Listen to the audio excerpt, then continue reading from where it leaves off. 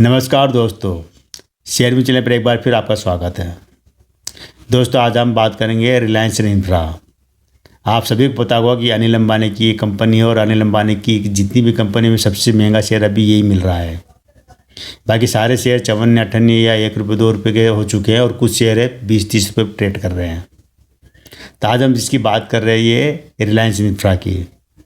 ये इंफ्रास्ट्रक्चर की देश की कभी सबसे बड़ी कंपनी हुआ करती थी। किसी ज़माने में इसका जो शेयर की प्राइस 2100-2200 रुपये के आसपास जो हुआ करता था 2007 में। लेकिन इस कंपनी ने अपने निवेशकों को कई लो दिखाया है तो हाई भी दिखाया है, बर्बाद भी किया तो मालामाल भी किया कह सकते हैं।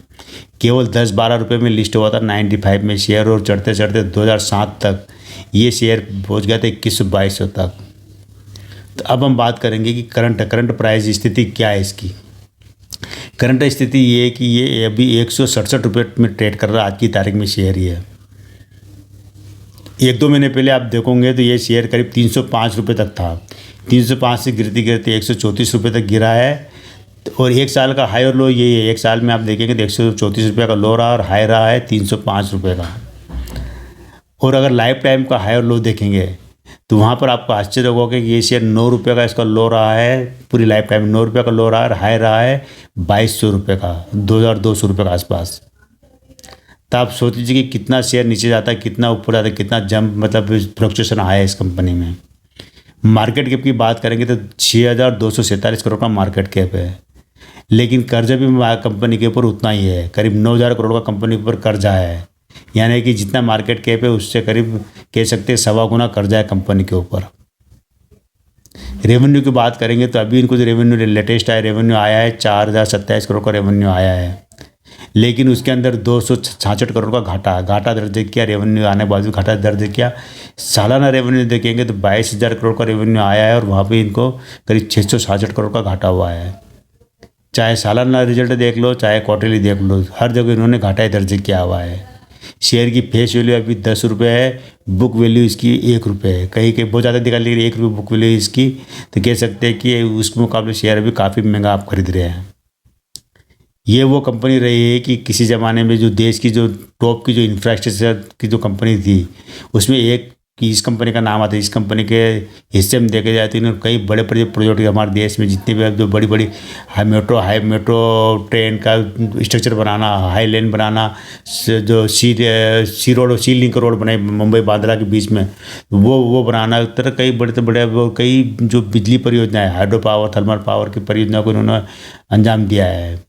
बड़े बड़े हाईवे बनाना, एयरपोर्ट बनाना, डैम बनाना, बिजली चाहे वो दाभोल परियोजना हो, एंड्रोन परियोजना हो, तो जितनी भी जो बड़ी बड़ी बिजली बनाने का काम इस कंपनी ने किया है।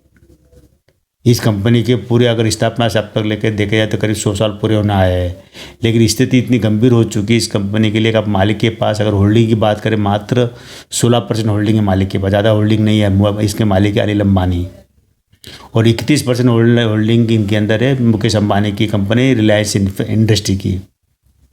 वो बंटवारे के समय हुई थी, बंटवारे के समय उसके बाद इनके पास कुछ था तो उसमें इसमें हिस्सेदारी में उनके पास भी गई थी। तो अभी वर्तमान में इस कंपनी की जो स्थिति बनी हुई है कह सकते हैं कि एक जो लॉस मेकिंग कंपनी के रूप में है। कंपनी के ऊपर टोटल देनदारियाँ मतलब खाली कर्जा है 9000 करोड़ को, तो टोटल देनदारियाँ करीब 40-50 हज़ार करोड़ की है।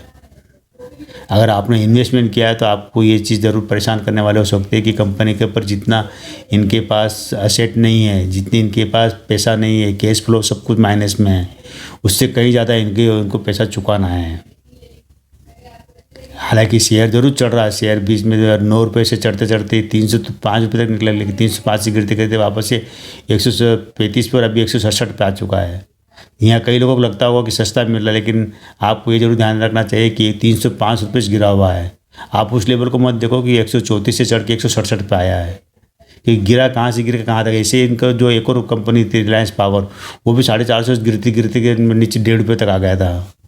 तो ये इस अनिल अंबानी की कंपनी के साथ ऐसा होता है।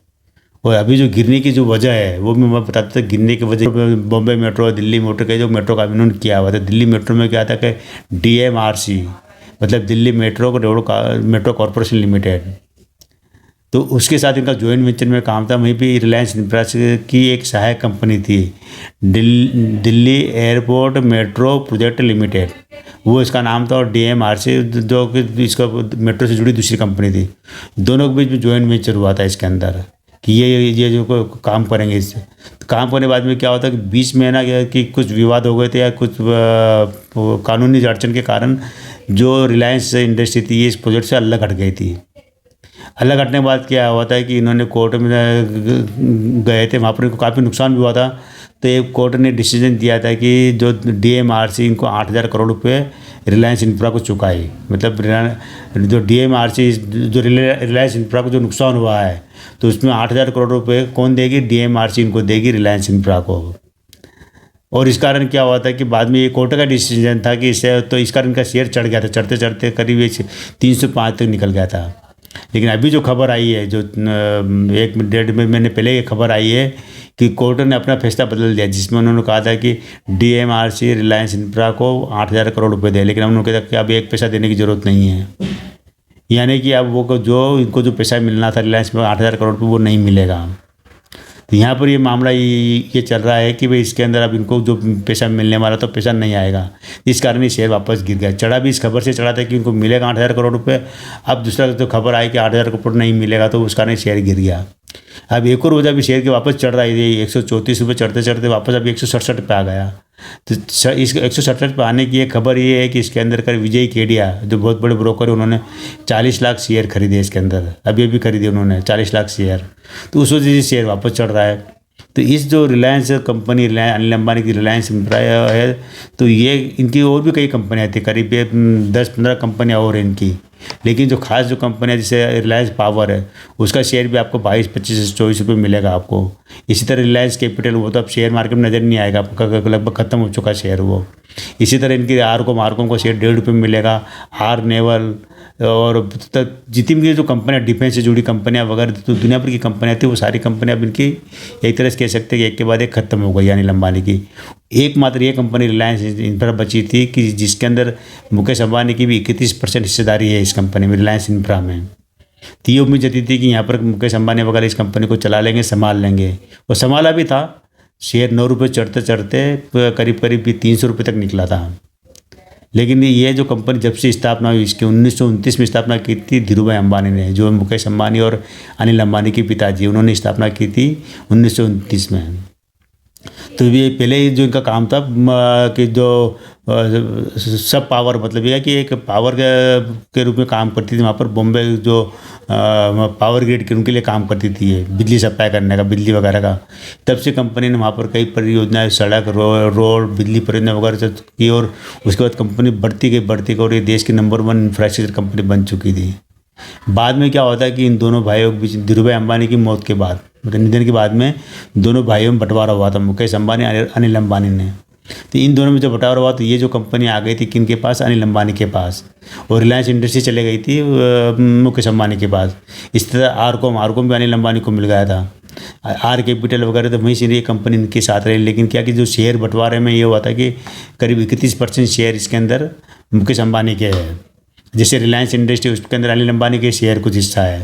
तो इसी तरह ये कंपनी काम कर रही है। और लेकिन तब से लेकर अब तक, जब से अनिल अंबानी के हाथ में का जब अच्छे दिन थे, तो अनिल अंबानी की सारी कंपनियां 2,000-3,000 का, रिलायंस, जैसे रिलायंस कैपिटल 3,000 रुपये रेट हुआ करता था, आरकॉम 1,200 रुपये रेट हुआ करता था, रिलायंस पावर 450-500 रुपये रेट हुआ करता था। इसी तरह और भी जितनी कंपनियाँ थी इनकी, सबका हाई रेट हुआ करती। लेकिन जब अनिल अंबानी का जो सितारा कहते गर्दिश में आया, तो एक के बाद एक सारे शेयर गिरते चले गए और इस तरह गिरे कि ये जो शेयर है रिलायंस इंफ्रा, ये शेयर 9 रुपये तक गिर गया था 2020 में।